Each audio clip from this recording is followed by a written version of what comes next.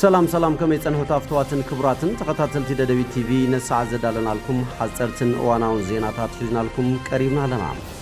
ክትከታተሉና እንዳቀደምና ብቀንዲ አርእስተ ነጥብታቶም ክንፍልም ውስናት አካላት ንምርካብን ቄም ንምውራድን ተባሂሉ ብሔራዊ ረብሓ ትግራይ ዝጎድእ ምንቅስቃስ ምግባር ሓላፍነት ዝጎደሎ ተግባር ይክብል ግዚያዊ ምምሕዳር ትግራይ አፍሊጡ بخفلة سراويت هافتم تتصحفت سقاب توزر استا مصحف تمريقا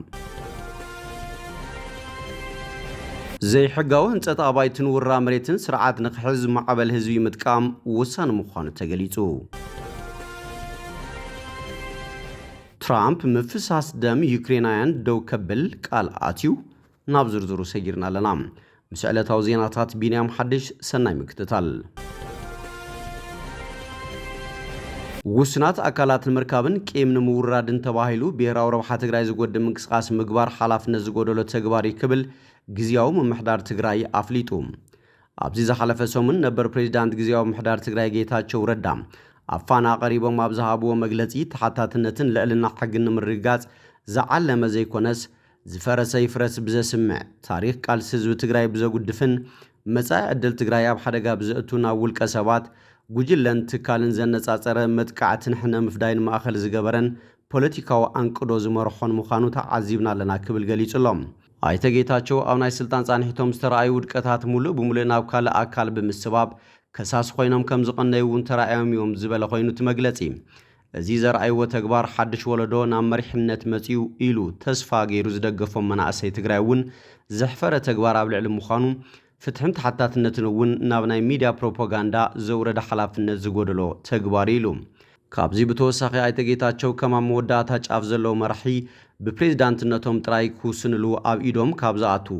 ጥቓ ሓደ ዓመት ዝገበረን ንማንም ኮፒ ዘይተገበረን ብዙሕ ፃዕሪ ዝተገበረሉን ዝተወደአ ናይ ምፅራይ ውፅኢት ብፍላይ ድማ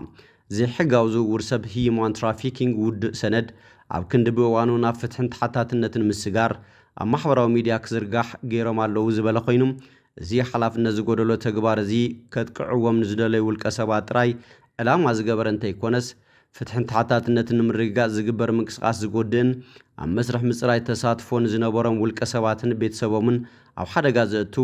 ካብ ነበር ፕሬዝዳንት ጥራይ እንተይኮነስ ካብ ንቡርን ነውርን ዝፈልጥ ማሕበረሰብ ዝነብር ዝኾነ ዓይነት ሰብ ትፅቢት ዘይግበር ካብ ሰብነት እውን ዘውርድ ናይ ነውሪ ተግባር ኢሉ እዚ ከምዚ ዝመሰለ ድሕረይ ዳንዴራ ይብቆል ዝዓይነቱ ተግባር ፕሬዝዳንት ግዚያዊ ምምሕዳር ትግራይ ብምዃኖም ጥራይ ክፈልጥዎም ዝኽኣሉን ከም ብሔራዊ ጉዳያት ትግራይ ተገይሮም ክሳብ መወዳእታ ክዕቀቡ ዝግብኦም እምበር ንትግራይን ህዝባን ዘስዕቦ ጉድኣት ብዘየገድስ ናብ ርካሽ ዕዳጋ ከውርዱ ወሲኖም ብቁርፀኝነት ዝተግበርዎን በዚ ክቕፅሉ ከም ዝኽእሉን ዝግመት ኮይኑ እዚ ዝወረደን ሓላፍነት ዝጎደሎን ተግባር ሕጋውን ሞራላውን ቁመና ዝሰሓተ መንነት ዘርኣየ ተግባር ኮይኑ ተመዝጊቡ ክብል بصفة بريزيدانت حبير الله بخفلة سراويت هافتم تصحفت سقاب صوت زر استا مصحف قدلي تمريقا تاريخ كيان إلوون مستنكراو سرحيتاتن جغننتن وعلو كفلة سراويت هافتم اتزنتو سقاب صوت زر استا مصحف عسرتا قنبت كلتشن عسر شوعتنا متمرت لعلوت عزز سراويت أبالات تاقفلة سراويتن كالوت عدوماتا قاشنا بسترخبلو بعل تمريقا لام مصحف سقاب صوت بارم 92 كورت 923 كفله سراويت هافتم تسندت ኮይና ኣብ እዋን መኸተ ትግራይ ህዝቢ ትግራይ ንዝገበሮ ፍሉይ ስርሒት ቃልስን ሓቃው ዛንታን ተዘንቱ መጽሓፍ ምዃና ኣዛዝ ታክፍለ ሰራዊት ተጋዳላይ የማነ ረኣያ ገሊጹ እታ ክፍለ ሰራዊት እንትጣየሽ ኣብ ናይ 17 ዓመት ብረታዊ ቃልሲ ህዝቢ ትግራይ ዓብይ የበርክቶ ዝነበሮን ፈላማይ ስውእ ጅግና ተጋዳላይ ካሕሳይ በላይ ወይ ድማ ሃፍቶም በላይ ሽም ከም ዝተሰየመት ዘዘኻኸረ ዋና ኣዛዝ ታክፍለ ሰራዊት ተጋዳላይ የማነ ረኣያ ኣብ 2013 ዓመተ ምህረት ኣብ ዝተኻየደ ውግእ አንጻር ወርት ሓይልታት ድማ ፈላማይ ስውእ ሃፍቶም ዝበሃል ምዃኑን ንዕኡ ከልዕል ዝተወቅዐ ብሂወት ዘሎን ብጻይውን ሃፍቶም ከም ዝበሃልን ዘገርም ናይ ታሪክ ምትእሳር ኣዘንቲዩ ዋና ኣዛዚ ኮርት 923 ተጋዳላይ ደስታ ኣምባየ ብወገኑ እታ መጽሓፍ ብዙሓት ቅያ ጅግንነትን ታሪኽን ሰኒዳ ዝሓዘት ከም ዝኾነት ብምግላጽ ታሪኽን ቅያን ጅግንነት ሰራዊትና ናብ ውሉድ ወለዶ ክመሓላለፍ ዓብይ እጃም ኣለዋ ክብል ተዛሪቡ ታሪኻትናን ጅግንነትናን ብዝግባእ ክንስንድ ይግባእ ክብል መልእኽቲ ዘሕለፈ ተጋዳላይ ደስታ ኩሉ ክዕድጋን ከም ብባን ከም ዝግባእ ድማ ጻውዒ ተቕሪቡሎም ኣብቲ መድረኽ ዝተረኸበ ኣዛዚ ኣርሚ 33 ጀነራል ወልደ ጊዮርጊስ ተክላይ ሸሪፎ ክፍለ ሰራዊት ካብቶም ስርሓቶ ቅያ ኣዝዩ ዘደንቕ ምዃኑ ብምግላጽ ኣብ ፈታኒ እዋን ተመስሪታ ኣብ ብርክት ዝበሉ ዓውደ ውግኣት እናተቀያየረት ፍሉይ መስተንክር ዘመዝገበት ኣሃዱ ምዃና መስኪሩ ብምዃኑ ድማ ከምዚ ዓይነት ሰነድ ቅያን ጅግንነትን ተጋሩ ተጠናኺሩ ክቕጽል ከም ዝግባእ መልእኽቲ ሕሊፉ ጸላእትና ሕጂ እውን መልክዑ ዝቐየረ ጆኖሳይድ ይፍጽሙልና ኣለዉ ዝበለ ተጋዳላይ ዋና ኣዛዝ ኣርሚ 33 ሸሪፎም ነዚ ንምምካት ሕጂ እውን ብሕታዊ መማረፂና ሓድነትና ምጥንኻሪ ክብል ኣስሚሩሎም ካብታ መጽሓፍ ዝርከብ ሙሉ ኣታዊው ኣብ ሕክምናን ዝርከቡ ውግኣት ተጋደልቲ ዝውዕል ከም ዝኾነ ድማ ንምፍላጥ ተኻኢሉሎም በዋናነት ሃብቶም ክፍለ ሰራዊት ኣብቲ ሕማቕ ግዜ ዝተፈጠረ ኣሃዱ እዩ ፈጠር ከለውን እቲ ከባቢ ዝተፈጠረሉ ዕርዩ ጸላይ ካኣቱስ ዕርዩ ብዙሕ ግዜ ጭፍጨፋ ዘብፅሐሉ እዩ ከም ህዝቢ እውን ንኸይነብር ዕርዮም መጀመርያ ግፍዒ ዘብፅሐሉ ዝናሕሰኣ ከባቢ እዩ ዝተፈጠረ እውን ኣብዚ ከባቢ ዝኣሃዱ እዚ ጠቕላላ ስጋ ውፅእ ትብል መሓላ ካብ መጀመርያ ከም ዝመሓልኩም ኢኹም ትዛረቡ ዘለኹም እና ድምቕ ዘለት ግን ኣብ ፀሓይ መውጫ እያ ፀሓይ ማውጫታ ዝተመሓልኩምላ ቃል ዝኣተኹምላ ኣብ ተግባር ዝውዕልኩም እምበር ኣብ ገላ ከባቢ ወይ ሕሳእ ከባቢ ተፈጢራ ዝመፀት ኣሃዱ እያ ኣጋጣሚ ናይቱ ግንባር ወይ ናይቱ ኣርሚ ኣባል እውን እየ ነይረ ኣነ ሳኽጣቱ ኣነ ክወፅእ ሓደ ኢና ኮይና ካብ መጀመሪኡ ግን ኣብ ትግራይ በብኸባቢኡ ዝፍጠር ናይቲ ህዝቢ ሓደራ ናይቲ ህዝቢ ዕጥቂ ሒዙ ዝወፀ እዩ ምንም ዕጥቂ ሒዛ ኣይመፀትን ዝኣሃዱ እዚኣ ውሕዱ ዕጥቃ ረኺባቶ ዝመፀት ካብ ወያናይ ካብ ምልሻ ካብ ገለ እዩ ግን ዓብዪ ዕጥቂ ሒዛ ዝመፀት ግን ሃብቶም ዝብል እዩ ሃብቶም ዝብል ሹም ካብ መጀመርያ ናይ ቲፒኤልኤፍ ወይ ከዓ ናይ ህዝቢ ትግራይ ተጋድሎ ካብ ስዋኣት ደቂ ተባዕትዮ ሓደ እዩ ድሕሪኡ ከመይ ናላ ከም ዝኸደት ታሪክ ባዕሉ ከምዚ ሕጂ ንትርኸ ዘለና እናተረኽኩም ተኸይድኩም ወይ እናተረኽና እንተኸይድና ወይ እቲ መፅሓፍ እናተፃሓፈ እንተኸይዱ ናይ ህዝቢ ትግራይ ታሪክ ግዙፍ እዩ ተቐዲሑ እውን ክውዳእ ዘይኽእል ባሕሪ ዝኾነ ታሪክ ጀሚርኩም ኣለኹምና ብኡ ዝሓለፈ ኣይኮነን ክቕፅል ከም ዘለዎን ሃብቶም ግን ዘርኢ እዩ ካብ መጀመሪኡ ግን ዕጥቅኹም ሃብቶም ገይርኩም መፂኹም ስጋ ውፅት ዝብል መሓላ እውን ሒዝኩም መፂኹም ኣነ ኣርሚ 33 ኮይነ ንስኹም ጎኒ ጎኒ ኢኹም ነርኩም ሰራሕሞ ታሪክ ኣብ ከባቢ ፀሓይ ማውጫ ወይ ወገን ጤና ኩታበር እውን ምስ ወሲካ ካራ ምሽግ ወረኢሉ ከባቢ ከቢድ ውግእ ይካየድ ነይሩ ብዝኣሃዱ እዚ ካብተን ነባራት ተጋደልቲ ወይ ካብተን ነባራት ክፍለ ሰራዊታት ማዕረ ንማዕረ ዕሪ እውን ኣድናቆት ከም ዝነበረ ጉዑሽ ይነግረኒ ነይሩ ጉዑሽ ገረዝጌር ናይዚ ኣርሚ እዚ ኣዛዚ ጉዑሽ እዩ ነይሩ ዕርየን ካብተን ፅቡቃ ዝኾና ምዃነን ይፈልጥ እየ ብተግባር እውን ሰብ ዘይኽእሎ ወይ ሰብ ክሓልፎ እዩ ዘይበሃል ክትሓልፍ ዝረኽቦ ኣሃዱ ኣነ ሓደ ፅላረ እዩ ፅላረ ሩባ ዕሪ ከቢድ እዩ ብዙሕ ዋላ የማንን ፀጋምን መጋቢ ሩባ ገዲፍካ 7-8 መጋቢ ሩባ ዘሎ እያ ተሻጊራ ብለይቲ ከቢድ ነይሩ ትውሒሱ ሰብ ሻገሮ ይበሃል ሓሊፍካ እውን ናይኒ ደረንዝባ ናይኒ ዞሮታ ዝበሃሉ ሩባታት ወይ ናይ ኣስ ከተማ ከባቢ ከበድቲ ጎቦታት ነይሮም ግመ እዩ ጭፍን ዝበለ እዩ ገደል እዩ እንስሳ ዘይወፅእ ትወፅእ ዝነበረት ኣሃዱ እያና ወፅያ እውን ናብኒ ወለህ ማርያም ወለህ ሚካኤል ገለ ዝበሃል ከባብታት ኣብ ዞሮታ ከባቢ ፀላኢ ከቢድ ክልተ እዝታት እዮም ነይሮም ናይ ኣምሓራ ፍሉይ ሓይልስ ምልሽኡስ ኩሉ ዓጠቕጠቕ ዝበለሉ እዩ ነይሩ ዕሪ ብዙሕ ነይሩ ዘመናዊ እውን ናይ ድሮን ናይ ካልኦት ኣውሮፕላን ዘለዎ ኮይኑ ምስ ካልኦት ኣርምታት ኮይና እዚ ኣርሚ እዚ ኣብ 24 ኮይኑ ሃርበኛ ኮር ዝሓዛ ኮር 3 ይመስለኒ ታሪክ ካብ ስርሐት ኣሃዱ ምዃና ይፍልጥ እየ ካብኡ ቀፂሉ እውን ዝናይ ተረኸብናሉ ማለት እዩ ካብ ዘይረኽቦ ዝረኽቦ ተዛረቢ ሕሽ ዛግር ከባቢ ብጣዕሚ ከቢድ እዩ ነይሩ ጠቕላላ ናይ ኢትዮጵያ መካናይዝድስ ናይ ክልቲኡ ኣየር ሃይልስ እግረኛስ ሰብ ይህሉ ዶ ኣይህሉን ንሕና ካብ ዛግር ንማት መርዓዊ ወይ ማይ ሕፃ ዝበሃል ከባቢና ነርና በይና እውን ኣወዳድባ እውን ብዙሕ ናይ ኣርሚ ናይ ገለ ዝነበራ ኣይኮነን ካብ ኮር ታሕትያ ነይራ ናይ ዓዲ ጎዞም ከባብን ዛግር ከባብን ዕርዩ ታሪክ ዝሰርሐ ኣሃዱ ከምኡናለ እውን ክሳብ ነበለት ከባቢ ዝነበረ عري صنع أحد مهانو زمسكر إيمو كم مجمري يقول مس أرم خلته زنوره أرم خلته ناصر حزمة تجمبار ناصر حزمة فلاتيو كابتن صباح زبالة أحديا ناصر حتى زمة التاريخ زي بس نادكم بوها قارس يقولون جمار يزهون مبار كلن تاريخكم أبزي أتصميقنا يوحنان رأي له صبوا تاريخ كم زلكم وني فلتيه جون زرا هو جن كقول بتلو وانا جن كم تقرأ درجة تزحلقنا تاريخ ما أصل زغنا نمس النادو بريت خفت الله كلا تاهر تاتون بري خفت الله تدميرو ناي تقرأ تاريخ كبيت ني كسن الزدلي حالي قروات كيف تجاركم اللهم وعاوز حكم كل ده اللي بتاعكم إذا نايلم عن تعلت برنامج كان علامو كفلا سراوي تافتم كافته مسرت تعلت أتحيزو قبل على حزب تقرأ لفنتاويان وررتي استعوج زري ناي مسرات كنات جنوسايد نممكات حزبن منغستن تግራይ ذهابات الأخوة تقبلا أبتفلالي عود وقات بمستاف ناي فتصمتو مستنكراو جغنነት ታሪኽን ዝተሰነደሉ መጽሐፍ ንምምራቕ ናይ ዝዕለት ሰዋና ዝኾንኩም ክፍለ ሰራዊት ሃፍቶም እንኳዕ ንዝናይ ለማዓንቲ ዕለት ስጋ ብጾት ዝብል መጽሐፍ ምረቓ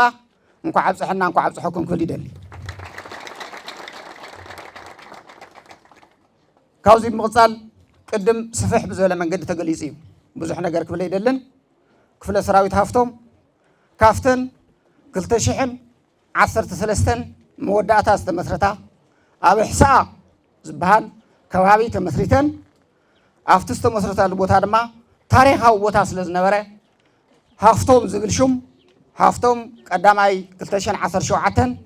ኣብ ዝነበረ ተጋድሎ ትግራይ ናይ መጀመርያ ስውእ ስለ ዝነበረ ሹም ሃፍቶም ሒዞም ተመስሪቶም ኣብ ማእኸል ዓዲ ኣብ ዝነበራን ሰዓት ናብ ኣርሚ 24 መፅኦም ናባና ብድሕሪኡ ናይ መጀመርያ መከላኸሊ ናይ መጀመርያ ውግን ዘካየድዎ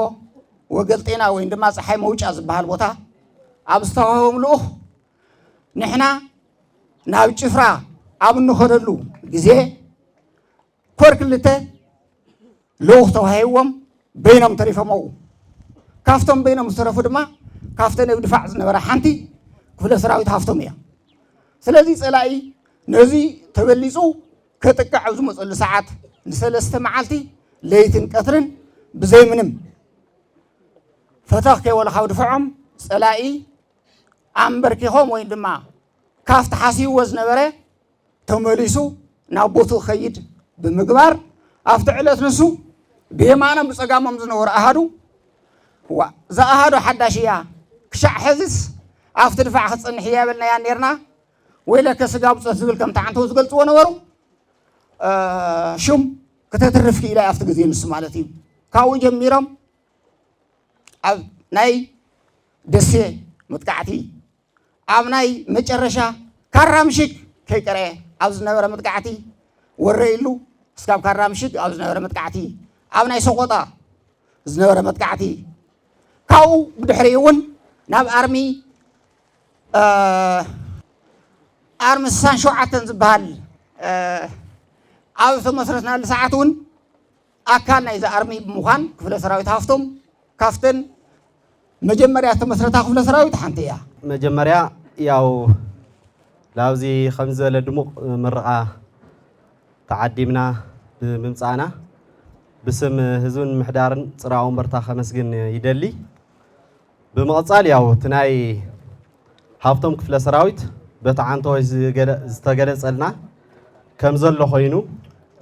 ብፍላይ እቲ ናይ ኮር 3 ኣርሚ 92 ኮር 3 ስራሕቲ ከም ምምሕዳር ወረዳ ፅራዊ ወንበርታ እውን ዘለና ናእዳን ድጋፍን ንምግላፅ ኣብዚ ሓፂር ግዜ እኳ ተዘይኣኸለኒ ካብቲ ናይ ጀጋኑ ሰማዕታትና ኣዕፅምቲ ኣኪብካ ኣብ ሓደ ጌርካ ሓወልቲ ተኺልካ ነቲ መላእ ስድራ ስውእና ዝሐጎሰ ንኸባቢና ነበርቲ እውን ዝሐጎሰ ካብ ዝተፈላለዩ ክፋላት ሕብረተሰብ መፅኦም እውን ዘመረቕዎ ድሙቕ ናይ ሓወልቲ ምረቓ ስነ ስርዓት ኣብ ዝሓለፈ ተኻይዲ እዩ መቐፀልታ ናይዚ እውን ያው እቲ ንሪኦ ዘለና ሎመዓልቲ ናይ መፅሓፍ ምረቓ ይካየድ ኣሎ زي حقاو هنصت أبايتن ورا مريتن سرعات نخحز معبل هزبي متقام وسان مخانو تقليتو الرابعي زمن مبل 4 سرع قباء بيت مخر ورد حفرهم أبستخايد الأوانيو إزيست قلتم عفو قباء بيت مخر ورد حفرهم آيتا تخلاي لقسا خمز قلتوهم زرائي زلو زي حقاو هنصت أبايتن ورا مريتن كاب زرباز حلفة ناب تقبار آياتنان قوريتنا دما كن أتي قبا كبلو قليتم هزبي سرعاتي كبرنا بلا قوحاتي حتى نالو سلازي ناي غزي قدبن تلمن تغيرلو كاوردا كساب طابيا زلو غبر خايل قوريطو كفصم زي فصم دما تحتاتنت كسفنلو الله كبل غليصم صباح لومي موبايل ترف زبولو توم افغوباي بتماثالي ابابيات تمرتي صتا ابيات فردي حق مخبر مسيلكا حق خفرس مغبار برست دنن كالوتن زراي زلو صقمات ون بزيو على الحدر كفتحو اللوم كبل غليصم وانا محدار ورد حفرهم ممر تخلمدن ارغاو بوغنوم ابصتا يكون كالوت ابيات عيو زراي صقمات سالا غمغامن اودادبان ممعراي لوط تراي زبل خوينم كوينغنا حجونا عقابي الكا سق موال ايغبان كبلو غليصام كساب حج كنفتحو زي كالنا زي حقاو هنصت ابايتن ورا مريتني بموال دما زي كيف فتحنا نسدراسو يكون حربنياتات مريت كن عدل لاين خلن سلازي حجبه بدرجه زلو غبر حيل صقمو كنصر بمغبارن معبل حزب بمتقامنتهم زراي زلو صقمات كفتحو كنسرحنا كبلو اسميرملو አባላት ቤት ምክር በወገኖም በብግዚኡ ዝራአዩን ዝላዓሉን ጸገማት ህዝቢ ሓታት ብምግባር ክፍትሑ ክንሰርሕና ክብሉ ድማ ሓቢሮም ዜና ወጻኢ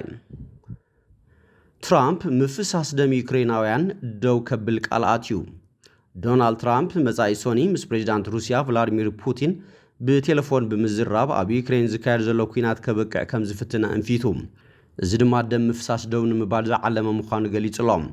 بريزيدانت أمريكا مس بوتين دحر زقابرو زررب مس بريزيدانت يوكرين فولوديمير زيلنسكي قال مرحتنيتون كم زتيون أما حبرا مرة خبي أبزر قحط صحف فليتلهم ولو كا أملوات أسرات سمم أنت تبتح روسيا يوكرين دحر سلست عامت فلما أوان بعربي أب إسطنبول فيت نفيت زررب أكايدا نيران وطيتو جنزت حاو سينيرو ترامب بوتين أبزرب إسطنبول زركب انتخينو كحوصهم كم زخلو كوان تقلتم بريزيدانت روسيا جن فقادنيا كيكون تريفو ترامب كمو زبالة اتخويناتنا يمزام عدل زهلو نسون بوتين بقتا فيت نفيت انت تزراري ومتراي مخانو دحرم حباريو وهابك الكريملين ديمتري بيسكوف نمعكنات زينا روسيا مزاي سوني بوتين ترامبن بتليفون كزرارو مدلوات كمستقبره أرقاقي صلام كلتيوم مرحتي قدم كبل بزعبا زي قداي بتليفون تزراري ومنبارهم ايرسعن وطيتاو معالت خون تسفان قبر توخسي دو مبال كليو زدما نتي فتيمو خون زي نورو عامت زمال اوكينات دو كبلو كبل ترامب اب اكس تحيفلهم مرحتي اوروبا روسيان 30 معالتات زنح توخس دو مبال كتسمامع يصوع لو موسكو ولا كوا ترامب زدليو نهاري زيتن قسقاس انتخونت صعرتات شمغلنا امريكا بحاغوس تقبيلاتها دحرتي اب اسطنبول استخايد زرب يوكرين ملؤن بزي قدم خنتن تخسردو مبال صاوعيتا دغيما سميرا بمسرت حدا بعد سلطان يوكرين كريملين بوغنا نيكيف كاب سفيح كفال غزاتا سراويتا كتسحب زبل حاويسو حدشن زي قبولن طلبات تقريبا حلافي لوخ روسيان حغازي بوتين زخونه فلاديمير مديسينكي بتيتو طين زلو زرب حقوس مخانن زمدن امن مقصال دلو مخانن غليصو زي كمزي نحلو دحر ساعات سبال ونفاريت روسيا ابزوبا سومين حانتنا يتسافرت اوتوبوس بموقع 9 سبات قتيلايام نزي سعيو بريزيدانت زيلنسكي ابلع موسكو صنع غداك غبر صويعوم نسو تمتقعتي اوتوبوسات كونيلكا ابلع لسيفيلاس تفصمه قتلت مخانو غليصوم روسيا بزعبا زغداي جن ريته هابتن انتخونه جن منግስታው ማዕከናት ዜና አብዞባ ሱሚ ወታደራዊ ማዕከላት ኢላማ ከምስተገበረ ጸብጺበን ባርከስ ፍትዋትን ክቡራትን ተከታተልት ደደቢት ቲቪ ነሳዓት ዘዳልናልኩም ዜናታት ነዚህ የሚመስሉ ስለተመከታልኩም አመስግና በኻሎት ሳውንድ ራኸብ ሰሰናይና አኹም